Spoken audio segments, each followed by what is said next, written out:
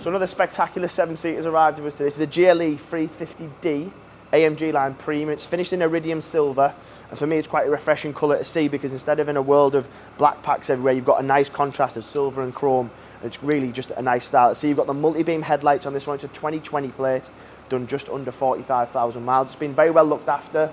It's got some nice features on it both inside and out. With it being a 7-seater, it's at the luxury end of Mercedes 7-seater, so it's got plenty of space, plenty of user-friendly, but then on the inside it's got some really nice bits to help you on those longer journeys.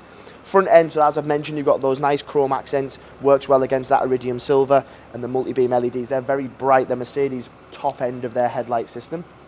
You've got the AMG line alloy wheels, so up close you'll notice you've got a slightly darker grey with a chrome edge on it, which gives it that really nice feel. When you see them, you know you're looking at a nice spec Mercedes. Fixed side steps, chrome rails again, so that colour scheme just continues all the way throughout. You can use these as a very large 5-seater, so there's plenty of space, and then you've got those lovely leather seats. The outer ones are electrically adjustable, so it makes it quite easy to get people in and out of the back, which I'll show you in a second.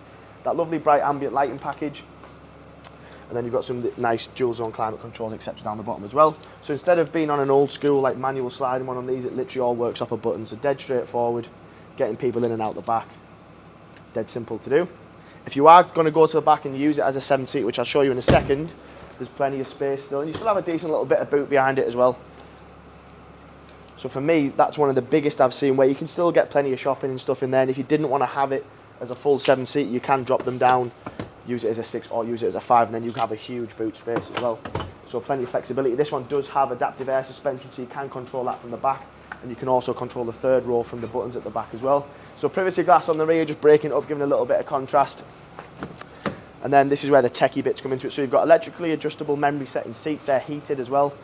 What I like about Mercedes is you've got that nice ambient lighting package, so you can change all that colour from the huge display. Speaking of the huge display, that swooping dash for me was one of the first that come across, very modern, very digital. So we jump in, you've got flat bottom steering wheel, you've got cruise control, heated seats like we've mentioned, then you've got this huge display. This one has augmented navigation, which I can't display at the moment, but have a little look at it, and it literally shows you the road in front of you when you've got a navigation destination in. You've also got your digital radio, telephone.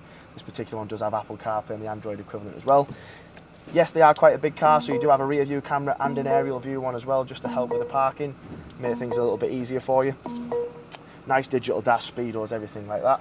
The ambient lighting pack, like I mentioned, that can all be controlled from in here as well, so you've got, I think it's over 30 different colours that you can play with. Little touchpad, USB charging points as well.